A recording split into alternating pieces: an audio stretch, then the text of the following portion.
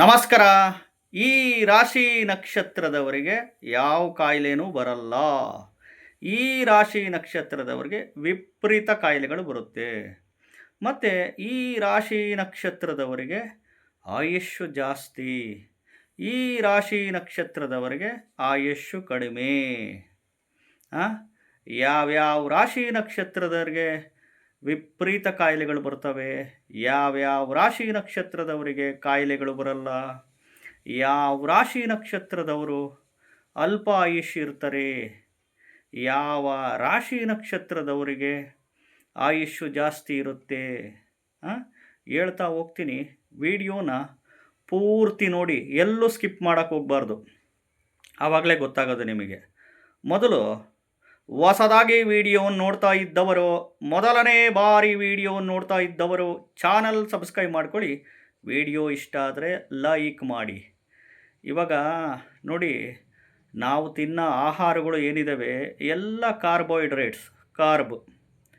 ಏನನ್ನ ತಿನ್ನಿ, ಅಕ್ಕಿ ತಿಂತೀರಾ, ರಾಗಿ ತಿಂತೀರಾ, ಜೋಳ ತಿಂತೀರಾ, ಗೋಧಿ ತಿಂತೀರಾ, ಮಿಲ್ಲೆಟ್ಸ್ಗಳು ಕುಡಿದ್ರು, ಕಾಳುಗಳು, ನೀವೇನೇ ತಿನ್ನಿ ಕಾರ್ಬೋಹೈಡ್ರೇಟ್ಸ್. ನಾವು ಬಳಸೋ ಆಯಿಲ್ಗಳು ಅಡುಗೆಗೆ, ವೆಜಿಟೇಬಲ್ಸ್ ಆಯಿಲ್ಗಳು ಅಡುಗೆಗೆ ಬಳಸೋ ಆಯಿಲ್ಲು ಕೊಲೆಸ್ಟ್ರಾಲ್ಗಳು. ಸೊ ಹೆಚ್ಚಾಗಿ ಗಾಣದ ಎಣ್ಣೆಗಳು ಬಳಸ್ಕೊಬೇಕಾಗುತ್ತೆ. ಮತ್ತು ಹೆಚ್ಚಾಗಿ ತರಕಾರಿಗಳು, ಸೊಪ್ಪುಗಳು ತಿನ್ನಬೇಕಾಗುತ್ತೆ. ನೋಡಿ, ತರಕಾರಿ ಸೊಪ್ಪುಗಳಲ್ಲಿ ಕಾರ್ಬೋಹೈಡ್ರೇಟ್ಸ್ ಇರಲ್ಲ, ಇನ್ನು ಬಾಕಿ ಎಲ್ಲದರಲ್ಲೂ ಸಿಗುತ್ತೆ. ಈಗ ಹಣ್ಣುಗಳು ತಿಂತೀರಾ, ಫ್ರುಕ್ಟೋಸ್, ನೈಸರ್ಗಿಕವಾಗಿ ಶುಗರ್ ಕಂಟೆಂಟ್ ಇರುತ್ತೆ. ನೈಸರ್ಗಿಕವಾಗಿ ನ್ಯಾಚುರಲ್ಲಾಗೆ ಶುಗರ್ ಇರುತ್ತೆ ಹಣ್ಣುಗಳಲ್ಲಿ. ಅದರಲ್ಲೂ ಕಡಿಮೆ ಪ್ರಮಾಣದ ಫ್ರುಕ್ಟೋಸ್ ಇರೋ ಅಂಥ ಹಣ್ಣುಗಳು ತಿನ್ನಬೇಕಾಗುತ್ತೆ. ಈ ಬ್ಲೂಬೆರ್ರಿ, ರಸ್ಬೆರ್ರಿ ಇವೆಲ್ಲ ಸ್ವಲ್ಪ ಕಡಿಮೆ, ಒಂದು ಫ್ರುಕ್ಟೋಸ್ ಕಡಿಮೆ ಇರೋ ಅಂಥ ಒಂದು ರಿಲೇಟೆಡ್ಸ್ಗಳು. ಇನ್ನು ಹಣ್ಣುಗಳಲ್ಲೇ ವಿಧವಾಗಿ ಬರ್ತವೆ. ಸಿಹಿ ಹಣ್ಣುಗಳು ಬೇರೆ, ಹುಳಿ ಹಣ್ಣುಗಳು ಬೇರೆ. ಸಿಹಿ ಹಣ್ಣುಗಳು ತಿಂದಾಗ ಫ್ರುಕ್ಟೋಸ್, ಮಾವಿನ ಹಣ್ಣು, ಇವೆಲ್ಲ ನೋಡಿ, ಬಾಳೆಹಣ್ಣು ಹಣ್ಣು ಆದಾಗ ಫ್ರುಕ್ಟೋಸ್ ಶುಗರ್ ಕಂಟೆಂಟುಗಳು ಭಾಳ ಇರುತ್ತೆ. ಈ ಮೂಸಂಬಿಯಲ್ಲಿ ಕಡಿಮೆ ಇರುತ್ತೆ, ನಿಂಬೆಹಣ್ಣಲ್ಲಿ ಕಡಿಮೆ ಇರುತ್ತೆ ಫ್ರುಕ್ಟೋಸ್, ಪಪ್ಪಾಯಿನಲ್ಲಿ ಸ್ವಲ್ಪ ಕಡಿಮೆ ಇರುತ್ತೆ. ಅಂದರೆ ಹುಳಿ ಹಣ್ಣುಗಳು ಬೇರೆ, ಸಿಹಿ ಹಣ್ಣುಗಳು ಬೇರೆ. ಈಗ ನಾವು ತಿನ್ನೋ ಆಹಾರಗಳೆಲ್ಲ ಕಾರ್ಬೋಹೈಡ್ರೇಟ್ಸ್. ನಾವು ಬಳಸ್ತಿರೋ ಎಣ್ಣೆಗಳು, ಅಡುಗೆ ಎಣ್ಣೆಗಳು ಕಾರ್ಬೋಹೈಡ್ರೇಟ್ಸ್. ಗಾಣದ ಎಣ್ಣೆ, ಕುಸುಮೆ ಎಣ್ಣೆ, ಕೊಬ್ಬರಿ ಎಣ್ಣೆ, ಈ ಗಾಣದ ಶೇಂಗಾ ಎಣ್ಣೆಗಳು, ಕೊಬ್ಬರಿ ಎಣ್ಣೆ, ಕುಸುಮೆ ಎಣ್ಣೆ ಈ ಥರ ಬಳಸಬೇಕು ಅಡುಗೆಗಳಿಗೆ. ಈಗ ಹಿಂದಿನ ಕಾಲದಲ್ಲಿ ಯಾಕೆ ದೀರ್ಘಾಯುಷ್ಯಗಳಾಗ್ತಿದ್ರು, ಯಾಕೆ ಕಾಯಿಲೆಗಳು, ಈ ಬಿ ಪಿ, ಶುಗರು ಇಂಥವೆಲ್ಲ ಬರ್ತಿರಲಿಲ್ಲ? ಇವನ್ ನಾವು ತಿನ್ನೋ ಆಹಾರಗಳು ಹಂಗಿದ್ದಾವೆ. ಒಂದು. ಎರಡನೇದು ಒತ್ತಡ, ಸ್ಟ್ರೆಸ್ಸು, ಸ್ಟ್ರೈನು, ಒತ್ತಡಗಳು, ಟೆನ್ಷನ್ ಲೈಫು. ಎಲ್ಲರಿಗೂ ದುಡ್ಡು ಬೇಕು, ಆಸ್ತಿ ಬೇಕು, ಅಂತಸ್ತು ಬೇಕು, ಬಂಗಾರ ಬೇಕು, ಕಾರ್ ಬೇಕು, ಮಕ್ಕಳನ್ನ ಒಳ್ಳೊಳ್ಳೆ ಸ್ಕೂಲು ಕಾಲೇಜ್ಗೆ ಓದಬೇಕು, ಸೆಟ್ಲ್ ಮಾಡಬೇಕು, ಮಕ್ಕಳು ಮದುವೆ ಮಾಡಬೇಕು. ಈ ಒಂದು ಟೆನ್ಷನ್ ಲೈಫುಗಳಲ್ಲಿ ಈ ದುಡ್ಡಿನಿಂದ ಯಾಂತ್ರಿಕ ಜೀವನ ಓಡ್ತಾ ಇದ್ದೀವಿ. ಅದರಿಂದ ಕಾಯಿಲೆಗಳು ಬಂದೇ ಬರ್ತವೆ. ನಾವು ತಿನ್ನೋ ಆಹಾರಗಳು, ಬಿಸ್ನೆಸ್ ಜಾಗದಲ್ಲಿ ಏನೋ ಒಂದು ತಿಂದರೆ ಆಯ್ತು ಬಿಡು, ಏನೋ ಚಿತ್ರಾನ್ನ, ಪುಳಿಯೋಗರೆ, ವಾಂಗಿಭಾತ, ಪಲಾವ, ಏನೋ ಇಡ್ಲಿ ದೋಸೆ ತಿಂದು ಹೋಗ್ಬಿಡ್ತೀನಿ, ಆಮೇಲೆ ನೋಡ್ಕೊಳೋಣ.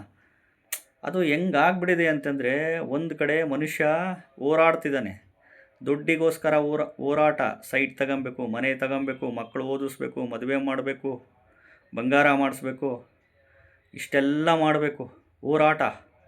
ಈ ಕಡೆ ಅವನ ಆರೋಗ್ಯ ಕಾಪಾಡ್ಕೊಬೇಕಾ, ಹೋರಾಡಬೇಕಾ? ನೋಡಿ, ಎರಡೂ ಎಷ್ಟಿದೆ. ಅದಕ್ಕೆ ದೀರ್ಘಾಯುಷ್ಯಗಳಾಗೋದು ನಿಮ್ಮ ಕೈನಲ್ಲೇ ಇದೆ, ಅಲ್ಪ ಪ್ರಮಾಣದಲ್ಲಿ ಸಾಯೋದು ನಮ್ಮ ಕೈನಲ್ಲೇ ಇದೆ. ಇವಾಗೆಲ್ಲ ನೋಡಿ, ಎಲ್ಲ ಮೈದಾಗಳು, ಬೇಕ್ರಿ ಐಟಮ್ಸು. ಈಗ ನಾವು ಕಾಫಿ ಕುಡಿತೀವಿ, ನೋಡಿ, ಹಾಲು, ಸಕ್ಕರೆ, ಬೆಲ್ಲ, ಕಾಫಿ ಪುಡಿ, ಟೀ ಪುಡಿ ಬಂತಲ್ಲಿ. ಸೊ ಹಿಂಗಾಗಿ ಆದಷ್ಟು ಕಾರ್ಬೋಹೈಡ್ರೇಟ್ಸ್ ಆಹಾರಗಳು ಕಡಿಮೆ ಮಾಡ್ಕೊಬೇಕು. ಹೆಚ್ಚಾಗಿ ತರಕಾರಿ, ಸೊಪ್ಪುಗಳು, ಒಳ್ಳೆ ತುಪ್ಪ, ಎಣ್ಣೆ, ಬೆಣ್ಣೆ ಇದರಲ್ಲೆಲ್ಲ ಫ್ರೈ ಮಾಡ್ಕೊಂಡು ಒಳ್ಳೆ ತಿಂದಾಗ ಆಹಾರಗಳಿರುತ್ತೆ. ಮತ್ತು ಫಾಸ್ಟಿಂಗ್ ಇರಬೇಕು ಹೆಚ್ಚಾಗಿ. ಉಪವಾಸಗಳು ಫಾಸ್ಟಿಂಗ್ ಇದ್ದಾಗ ಒಂದು ಆರೋಗ್ಯಕ್ಕೆ ಉತ್ತಮ ಆರೋಗ್ಯಕ್ಕೆ ಡೈಜೆಷನ್ ಎಲ್ಲ ಕ್ಲೀನಾಗಿ ಇದಾಗ್ಬಿಡುತ್ತೆ. ಕೊಲೆಸ್ಟ್ರಾಲು ಇನ್ನೊಂದು ಮತ್ತೊಂದು ಎಲ್ಲ ಇದ್ದರೆ ಇದಾಗ್ಬಿಡುತ್ತೆ. ಇಲ್ಲಂದು ನೋಡಿ BP ಶುಗರ್ಗಳಿಂದನೇ ಎಲ್ಲ ಬೇರೆ ಬೇರೆ ಮಾರಣಾಂತಿಕ ಕಾಯಿಲೆಗಳೆಲ್ಲ ಸ್ಟಾರ್ಟ್ ಆಗ್ತವೆ. ಕಿಡ್ನಿಗಳು ತಗೊಳ್ಳಿ, ಲಿವರು, ಹಾರ್ಟ್ ಬ್ಲಾಕ್ ಆಗೋದು ಇವೆಲ್ಲ ಕೊಲೆಸ್ಟ್ರಾಲ್ಗಳು. ಸೊ ಹಿಂಗಾಗಿ ಆಯಸ್ಸು ಈಗಿನ ಕಲಿಯುಗದಲ್ಲಿ ನೋಡ್ಕೊಂಡಾಗ ನಮ್ಮ ಕೈನಲ್ಲೇ ಇರುತ್ತೆ ಅನ್ಕೊಂತೀನಿ. ಮತ್ತು ಎರಡನೇದು ಕಾಯಿಲೆಗಳು ಬರೋದು ನಮ್ಮ ಕೈನಲ್ಲೇ, ನಾವೇ ಬರ್ಸ್ಕೊಳೋದು, ಟೆನ್ಷನ್ ಮಾಡ್ಕೊಳೋದು ಸಿಕ್ಕಾಬಟ್ಟೆ. ಈ ಬೇಕ್ರಿ ಐಟಮ್ಸು, ಪಿಜ್ಜಾ, ಗೋಬಿ ಮಂಚೂರಿ, ಬರ್ಗ್ಲರು, ಇದು ಇವೆಲ್ಲ ಡಾಮಿನೇಸು ಹೊರಗಡೆದೆಲ್ಲ ತಿಂತೀವಿ, ಎಲ್ತು ಕೆಟ್ಟು ಹೋಗ್ಬಿಡುತ್ತೆ. ಸೊ ಹಾಗಾಗಿ ಆದಷ್ಟು ಸೊಪ್ಪು ತರಕಾರಿಗಳು, ಇನ್ನು ನಾನ್ ವೆಜ್ ತಿನ್ನೋರು ತಿಂತಾರೆ, ಚಿಕನ್ನು, ಮಟನ್ನು, ಫಿಶ್ಶು ತಿಂತಾರೆ. It's good for health. ಅದು ತಿನ್ನೋರು ಇದು ಮಾಡ್ತಾರೆ, ಇಟ್ಸ್ ಗುಡ್ ಫಾರ್ ಹೆಲ್ತ್ ಅಂತ ಹೇಳ್ತಾರೆ ಅದನ್ನು. ಸೊ ಹಿಂಗಾಗಿ ಆರೋಗ್ಯನ ಕಾಪಾಡ್ಕೊಳ್ಳೋದು ನಮ್ಮ ಕೈನಲ್ಲೇ ಇರುತ್ತೆ. ದೀರ್ಘಾಯುಷ್ಯಾಗಿ ಬದುಕೋದು ನಮ್ಮ ಕೈನಲ್ಲೇ ಇರುತ್ತೆ. ಇದ್ರ ಮೀರಿದ್ದೊಂದು ವಿಧಿ ಕರ್ಮ ಅಂತ ಇರುತ್ತೆ, ಅದನ್ನು ಏನೂ ಮಾಡೋಕ್ಕಾಗಲ್ಲ. ಸೊ ಎಲ್ಲ ರಾಶಿ ನಕ್ಷತ್ರದವ್ರಿಗೂ ಕಾಯಿಲೆ ಬರ್ತವೆ, ಎಲ್ಲ ರಾಶಿ ನಕ್ಷತ್ರದವ್ರಿಗೂ ಕಾಯಿಲೆ ಬರಲ್ಲ. ಎಲ್ಲ ರಾಶಿ ನಕ್ಷತ್ರದವರು ಆಯುಷ್ಯು ಜಾಸ್ತಿ ಮಾಡ್ಕೊಬೋದು. ಎಲ್ಲ ರಾಶಿ ನಕ್ಷತ್ರದವರು ಅಲ್ಪ ಪ್ರಮಾಣದಲ್ಲಿ ಹೋಗ್ತಾರೆ. ಅಂತಂದರೆ ನಮ್ಮಲ್ಲಿ common sense, sixth sense, life style, ಆಹಾರವೇ ಔಷಧಿಗಳು ಆಗಬೇಕು. ನಮಸ್ಕಾರ.